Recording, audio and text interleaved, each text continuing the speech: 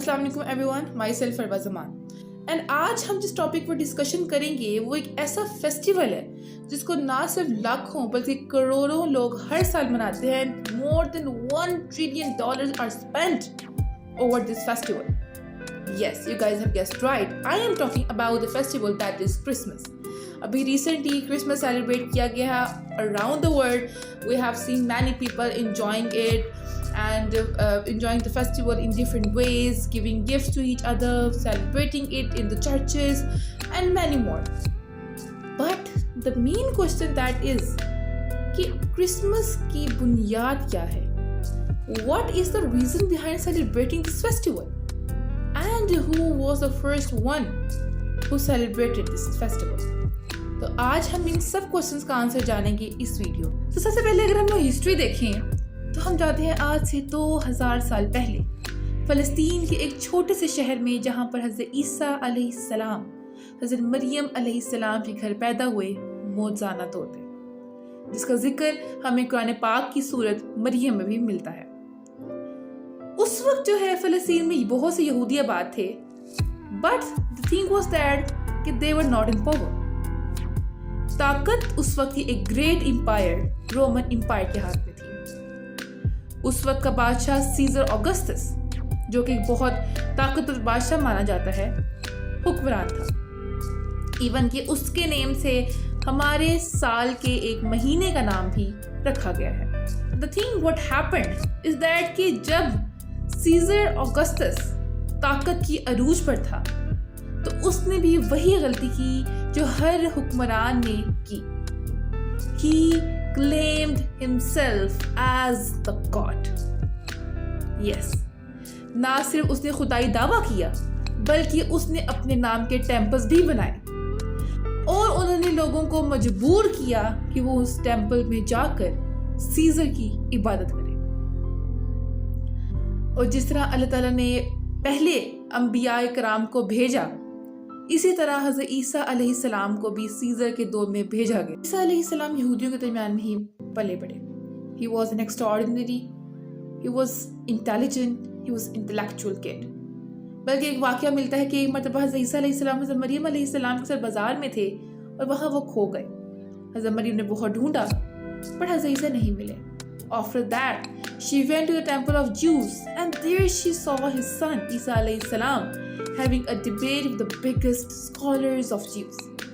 और हज़रत ईसा के सवालात इस तरह के थे कि कोई आम इंसान नहीं पूछ सकता, बल्कि किसी के अंदर हिम्मत भी नहीं थी कि वो उन स्कॉलर से ऐसे सवाल कर सके। This shows how amazing he was. हुआ कुछ इस तरह के जैसे हज़रत ईसा अलैहि सलाम बड़े हुए, उन्हें अल्लाह ताला की तरफ से एक मौज़ा मिला कि वो बीमारों को शिफा दे सकते थे with the help of his finger.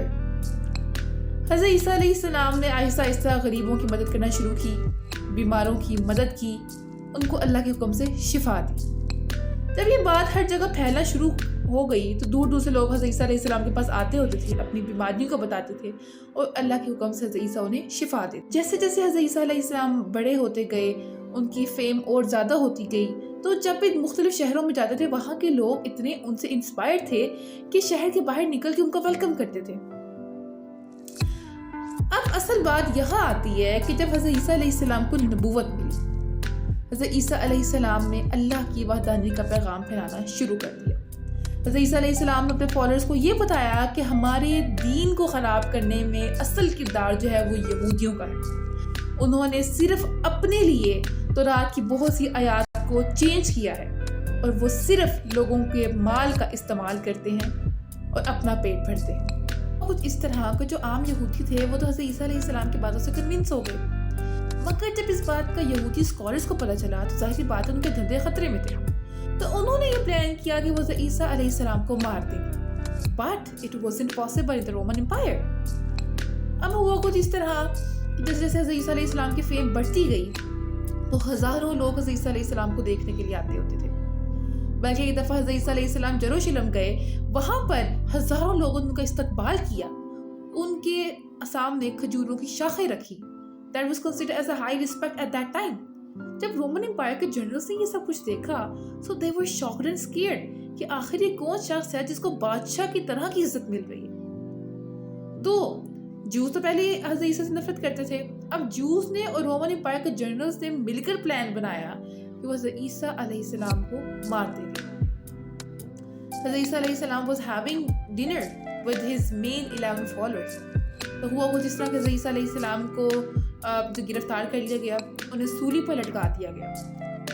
اب یہاں پہ تھوڑی سی یہ چیز آتی ہے کہ according to the Muslim and the thing that is mentioned in the Quran کہ حضرت عیسیٰ علیہ السلام کو زندہ اٹھا لیا گیا تھا, مگر ہماری جو کرسچن کمیونٹی ہے ان کا ماننا یہ ہے کہ حضرت عیسیٰ علیہ السلام was killed. اب جب حضرت عیسیٰ علیہ السلام نہیں رہے تو ان 11 فالوورز نے یہ پلان کیا کہ اب کسی نہ کسی تو حضرت عیسیٰ کا پیغام پھیلانا ہے. So they started to convince the Jews. مگر جیوز نے ان کی بات نہیں مانی اینڈ ان کو مارنا شروع کر دیا.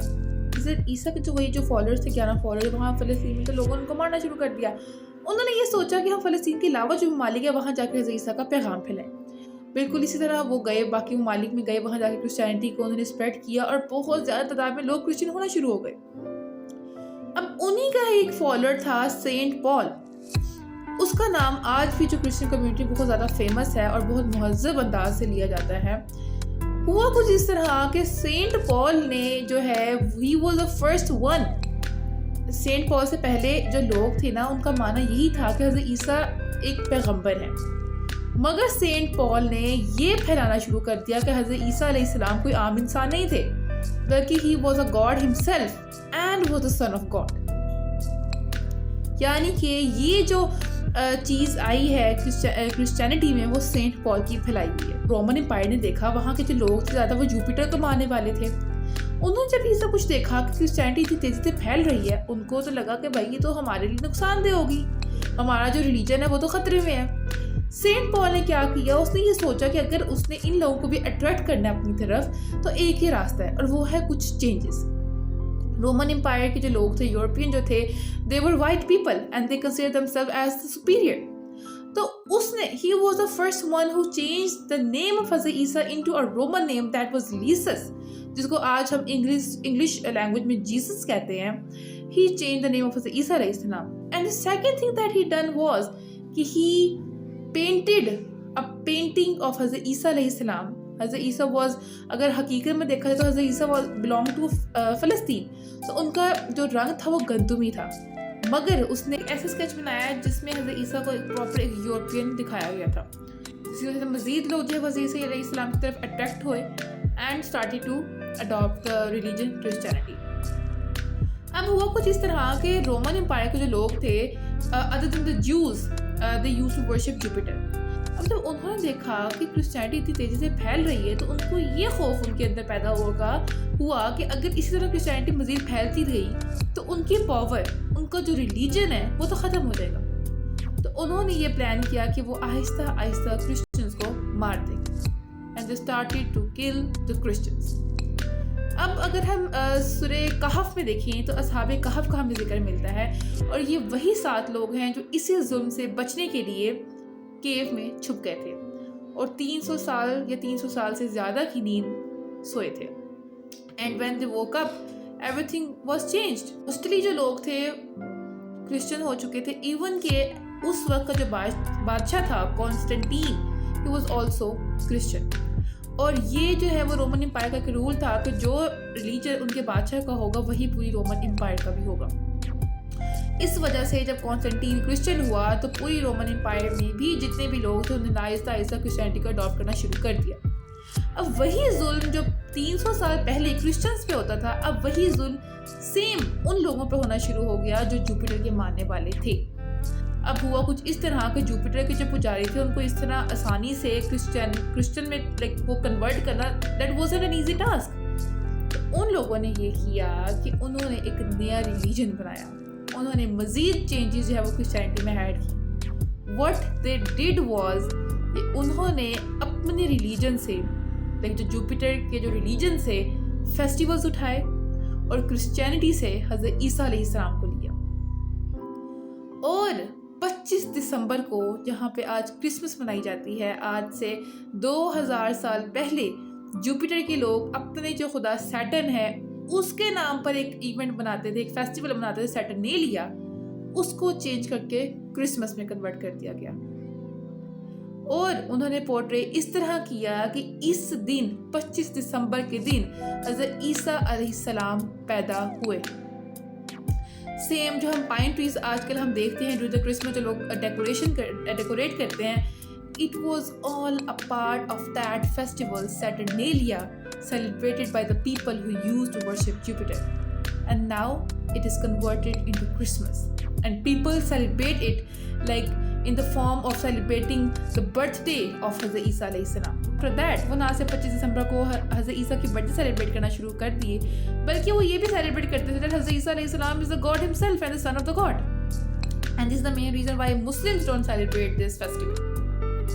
اب اگر ہم دیکھیں کہ کیا واقعی حضرت عیسیٰ علیہ السلام جو ہیں وہ 25 دسمبر کو پیدا ہوئے ہیں یا نہیں, تو اگر ہم قرآن پاک کو دیکھیں تو اس میں ہمیں یہ ملتا ہے that during the time of delivery حضرت مریم کے پاس اس وقت صرف ایک کھجور کا درخت تھا, اور اللہ تعالیٰ نے حکم دیا کہ اس کھجور کے درخت کو ہلاؤ تاکہ کھجور نیچے گرے اور تم اس کو کھا کر طاقت لے سکو.